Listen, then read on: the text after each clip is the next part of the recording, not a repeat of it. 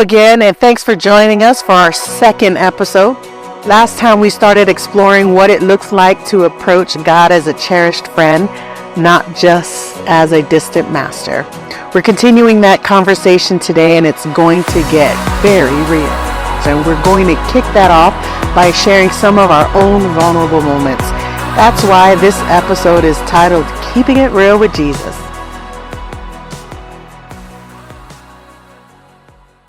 I'm Pastor Isabella Barrett. I'm thrilled to be joined again by my daughter Mia, her husband Brent. Again, both cherished members at Eva Beach Church of the Nazarene, and of course, our District Superintendent, Pastor Althea Taylor. Let's get right to it. Cynthia starts off lesson 2 with being very vulnerable and transparent about her experience with her grief and the passing of her husband. She said something that struck a chord with me because I was in that place before, as I'm sure many of you have been yourself, with the loss of a loved one.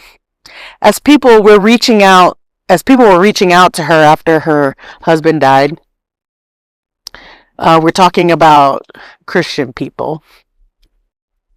They said to her, "If you ever need to talk, please give me a call."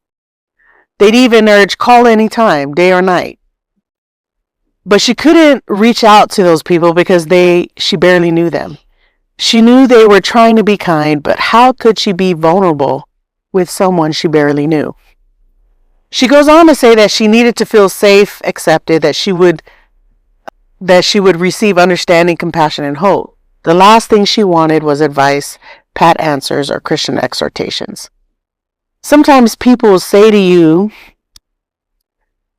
thinking, when in the loss of a loved one, they'll say to you, thinking they're providing you with comfort, God needed them more, or something to that effect that would imply that it was God's judgment to take your loved one. Even though it probably wasn't their intention, their impact made you feel judged. Likewise, the same can be true when we relate to God. We can be afraid to approach God because we either don't know Him or we are afraid He will judge us, that we will be laid out condemned for what had just happened. The core idea in this lesson is that to be vulnerable, we need to feel safe. In her book, Cynthia shares that when she was grieving, she couldn't be vulnerable with people who offered a kind word because they weren't truly close friends. So she didn't feel psychologically safe with them. She needed a safe place to really open up and share what she was going through emotionally. Now, so this question is for Mia or Brent. What does a safe place for honest conversation look like with you? Because what we're trying to get at here is, how can we get to a place where we can have honest conversation with God in our prayers? And I think in order to do that, we have to understand what a safe place for honest conversation would look like for us. What makes you feel safe enough to be truly vulnerable with someone? For me, I think, first of all, you have to have a strong enough relationship with that person. I mean, that's the bottom line of it for me. That's the first thing. And then next, I would need, privacy, just be me and that person. But even with those two things, being available to you, I still find it hard sometimes to be, fully honest sometimes and fully vulnerable. Like, before being married, my very good friend, my best friend, like, we would have get-togethers and be really honest with each other to hold each other accountable. But even then, like, I view him as a brother to me. I can talk to him about anything, but even if I have to be real with him and, like, if there's something that as a friend I feel I need to hold him accountable to, if it's something sensitive, it's still hard to be truly honest and vulnerable sometimes when it's something really deep. But I think with God that's a lot different. I kind of strayed away from the question. No,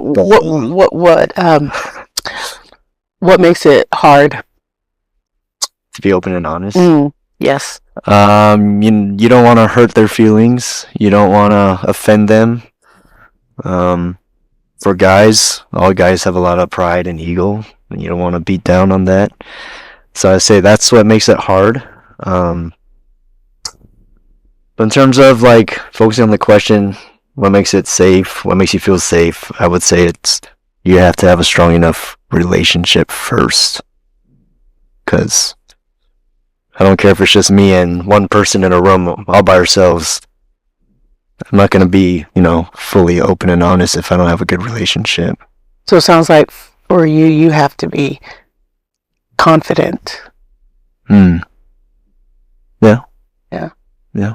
That when you walk into that space, that they're not going to tear you down or bring harm to you. Yeah, I suppose so. And I also want to make sure that I'm not doing that to them, And in this specific scenario, and I said this is like prior to being married, because with Mia, I mean, we have very open, honest conversations, despite, if it might cause one of us to feel hurt, because we know that that's what's going to make us better as a couple. But, I'm just saying specifically in this example, prior to being married with my friend, that's when you do kind of take extra caution with, how do I say it, like, with, offending them and things like that, because it's not that same level of relationship as I have with Mia now. As strong as my bond is with my best friend, it's not what it is with my wife. Would you, so I hear that you don't want to be an offense to your friend. Would it matter if he was an offense to you? It would, Oh, okay, I have a perfect example. You can cut me off if we need to, but no, keep going. You're fine. When I was dating this girl, and then things started going downhill. She's becoming more distant, and I had no idea why. And when you think you're in love and stuff, you're kind of blind to stuff, right? So, I met with my best friend, and he previously had been cheated on, and it was something that kind of crossed my mind as maybe it's a possibility. But I guess when you're blinded by that and your own pride, you're like, oh yeah, that's not gonna happen to me, But what he told me was you have to be okay with not being okay. And that's when I was trying to figure everything out. So at the time I was like, what the heck are you telling me, dude? I have no idea what that means. And I had no idea.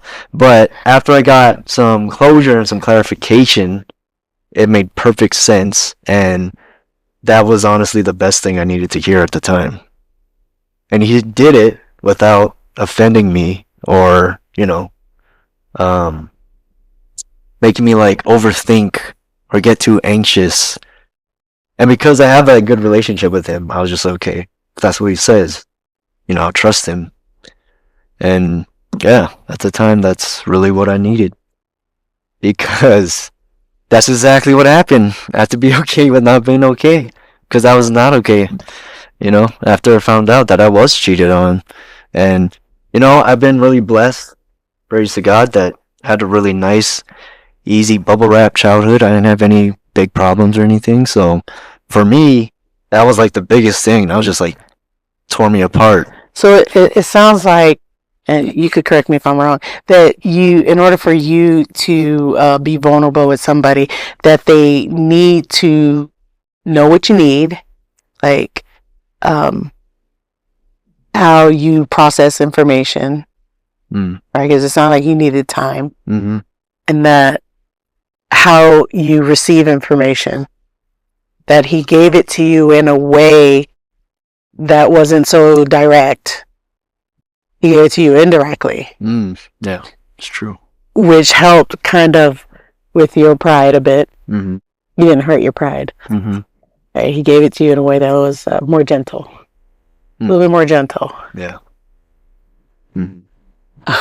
Yeah. That's good notes for me as your mother-in-law. Because I'm more direct. Well, yeah, it's kind of ironic because typically, I'm very direct and blunt. But yeah, he knew, and he knew that's what I needed. So. Oh, okay. All right, Mia, what about, do you have anything, what do you need in order to be vulnerable in a relationship, to feel safe? Well, for me, I have to feel like they're willing to truly listen and understand what I'm saying. Because you can, like, vent to someone and then, like, it just totally goes over their head, or they're not really, like, it has to be, like, a mutual, like, I guess, understanding of me and how I am.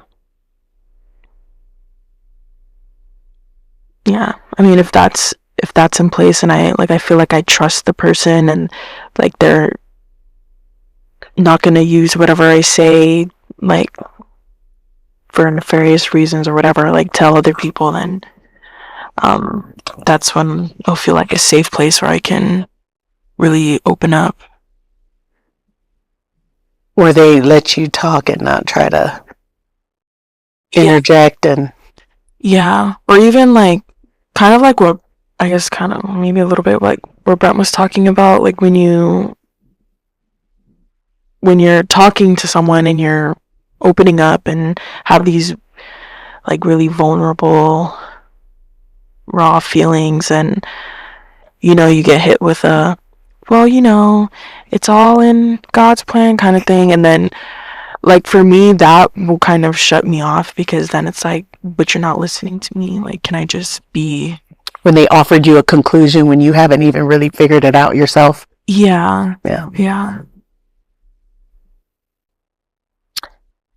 Pastor Althea, many of us struggle to be open with our feelings. And Cynthia Bezic says it often comes down to a fear of being judged. It's kind of like how Mia just ended with,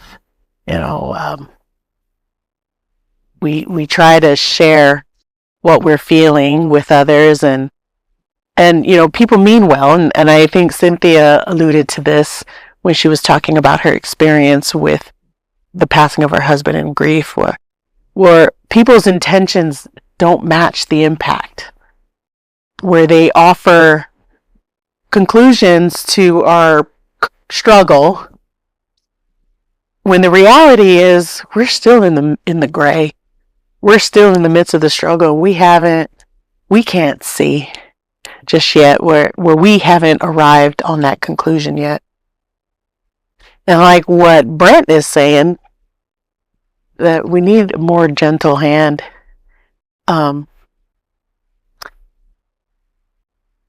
If we feel that way with other sinful human beings, how much greater is this feeling before a holy God?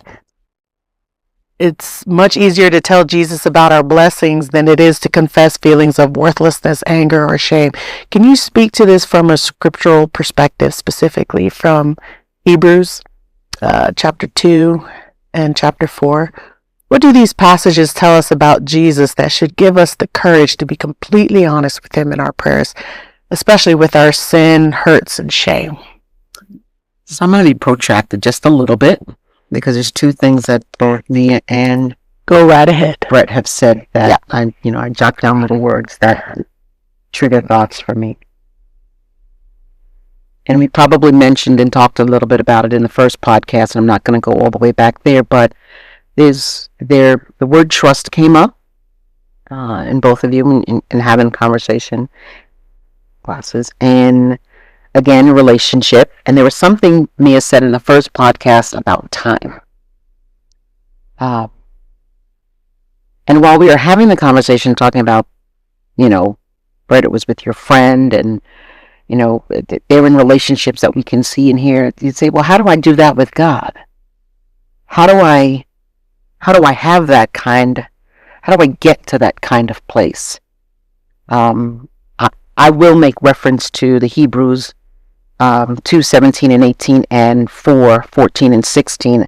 I'm going to just read it really quickly from the CEV version, Contemporary English Version.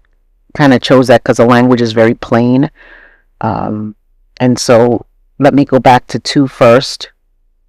I'm going to put my comments in light of being protracted just a little bit, keying in on those words: trust, relationship, and time.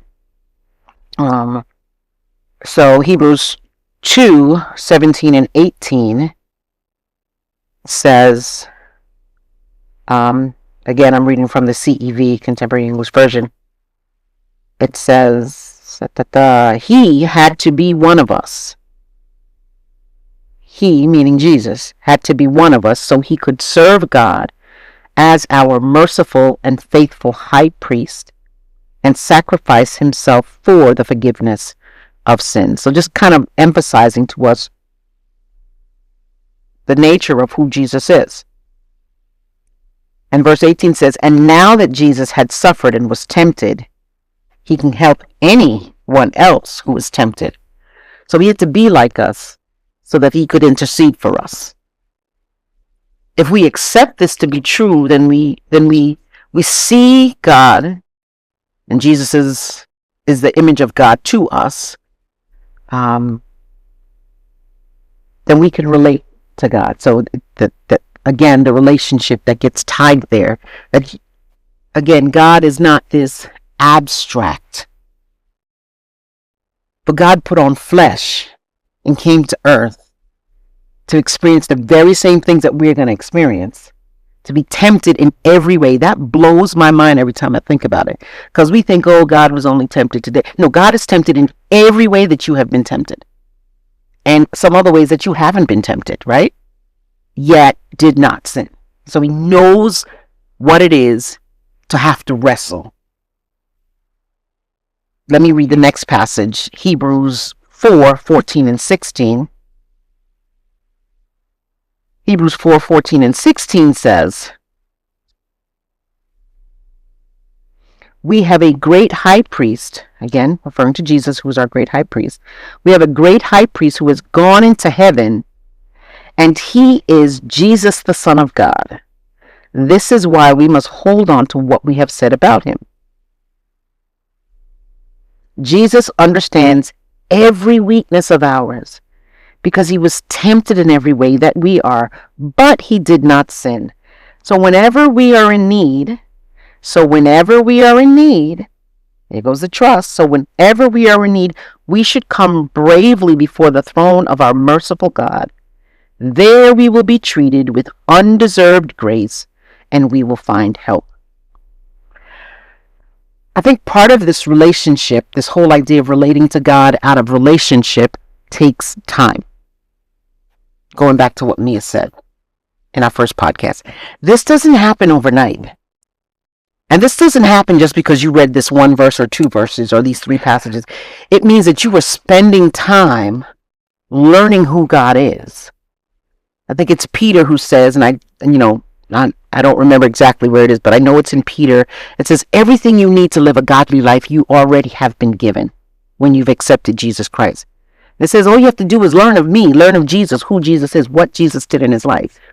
And it teaches us some things that we can take God at God's word, because Jesus, who is God, has been tested in every way. So there's nothing any of us are going to go through. And that only happens in relating with time, in dealing with and spending time in the word and knowing what the word says to help us and to reiterate our whole understanding of who God is. Secondly, I think also too, when we begin to understand God, then we learn to trust God.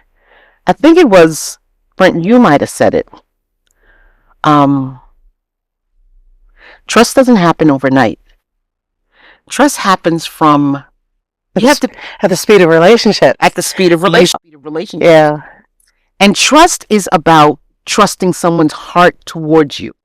I've said this with you, like sometimes it could be your bestie in the whole wide world, and they say something that hurts your feelings.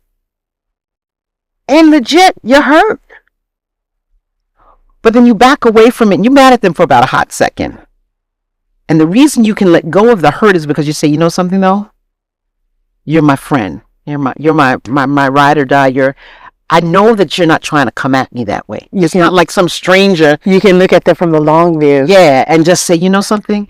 What you said stung. Yeah. Or it hurt. Or, I got a little ouch out of it. But I know that even though that's what I got, that's what I felt, that was not your intention. And when we trust someone's heart towards us, it changes the relationship. And we have to learn to trust the heart of God towards us. thirdly, that's what makes it a relationship. Now, how does this happen? I'll just add this as a dear friend of mine, one of my part of the group that I'm in. I remember I don't know how long ago, this is moons ago, decades. I said, how do I know God's voice for me? And they said, do you journal? I said, are you kidding me? I'm afraid to journal. No, I didn't journal because I didn't want anybody to know my thoughts. Right? I said, you kidding? Somebody find my book and know what I'm thinking? I said, yeah, you need to journal. And so I started journaling as part of prayer. I don't journal now because it takes too long. It's like the reading. Like my prayers are like 5, 10. They're like books. And I don't journal every day, but I do journal sporadically, especially if I'm a season wanting to hear what God is saying to me, or I haven't been hearing from God, because growth comes from reflection. The best way to analyze a game is to watch the replay, because you learn from the mistakes, right? Right. You learn from the action. That's what they say. The Monday night quarterbacking is, it's best. Everybody's a Monday night quarterback, because you go back and you watch the videotape, and it helps you prepare for the next game. Well, journaling is like that. If you are writing your prayers and capturing your thoughts, the scriptures tells us to take captive every thought. You would be amazed when you go back and you look at it. You can see the fingerprints of God in your journaling. Because I believe God speaks to us if we are open to hearing. I think that's what God. the Gospels were. Yeah. But they were narrating their experiences with God. Absolutely. But I think it's a practice that we need to do, because that's how it brings you into the story in real time. It was their testimony. I think it helps us in reflection, not maybe in the moment, but we are capturing what our conversation is with God, but also then I believe I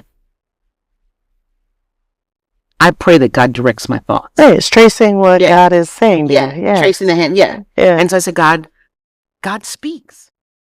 He speaks back to us through scripture, through trusted friends and relationships who you can garner wisdom from, and God speaks in our thoughts. So when you are capturing that and you are reflecting on it, I can go back now and I can look at, it'll maybe come in the process of me adopting my daughter, which was, when I say heart-wrenching, I got in God's face with that. The anger that I had, the frustration that I had.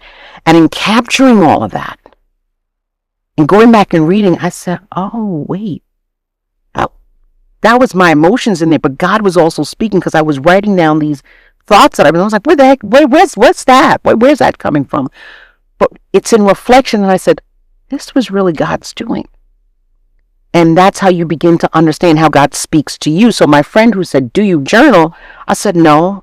So why don't you journal? I said, because I don't want anybody to know what I'm thinking. He said, but you need to know what you're thinking, because God is also going to speak to you through your thoughts.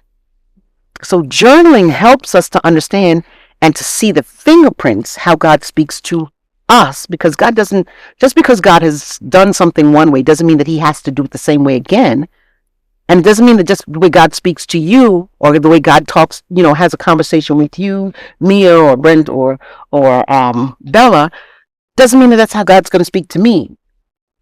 Our God is so huge and so big that there is not a prescription of how God is going to speak. I would even add that's why it's important to have small group conversations. Yes, because there's a dialogue. Yes, Yeah. And there's something that is happening. So when we talk about the question that you were asking me about these 2 verses, the fact that when we understand, if we can truly embrace the awesomeness of what God has done for us in Hebrews 4, going back to 14 and 16. Got to get there again, sorry. That the high priest, this holy of holies, this far exceeding anyone else, sovereign God who knows all things, sees all things, is everywhere at the same time, and has all power. This high priest goes into heaven, has gone into heaven, Jesus, and is the Son of God, and that this is the one who we get to have a relationship with. It goes back to what we talked about, this kind of awesomeness and glory of God, but yet came down, put on flesh, and endured everything that we endured. Like, you are not going to go through anything. That blows my mind. And then he gives us in Matthew 11:28 to 30, come to me, all who are weary and burdened, and I will give you rest. Just lay it all out. Take my yoke upon you and learn from me, for I am gentle and humble in heart, and you will find rest for your souls, for my yoke is easy and my burden is light. And that's even a struggle, because we don't know how to rest in Christ. Yeah. Because we think we're so busy we think we got to figure it out. We got to do it. Yeah. But sometimes when he says, just be still and know that I'm God, just stop moving. In other words, right? Stop trying to manage your life yourself and let me do Trust it. me. Yeah. Trust let me manage your life. Trust my heart for you. Right. And even if it doesn't feel good, know that I am good. Because my heart concerning you is only right. And the way we allow God to manage our lives is through prayer.